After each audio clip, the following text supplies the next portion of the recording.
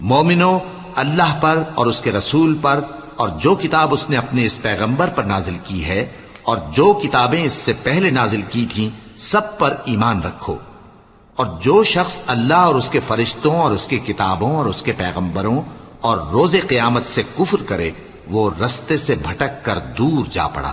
جو لوگ ایمان لائے پھر کافر ہو گئے، پھر ایمان لائے پھر کافر ہو گئے، پھر کفر میں بڑھتے گئے، ان کو اللہ نہ تو بخشے گا اور نہ انہیں سیدھا رستہ دکھائے گا۔ اے پیغمبر، منافقوں یعنی دو رخے لوگوں کو بشارت سنا دو کہ ان کے لیے دکھ دینے والا عذاب تیار ہے۔ وہ جو مومنوں کو چھوڑ کر کافروں کو دوست بناتے ہیں، کیا یہ ان کے ہاں عزت حاصل کرنی چاہتے ہیں؟ سو عزت تو سب اللہ ہی کی ہے۔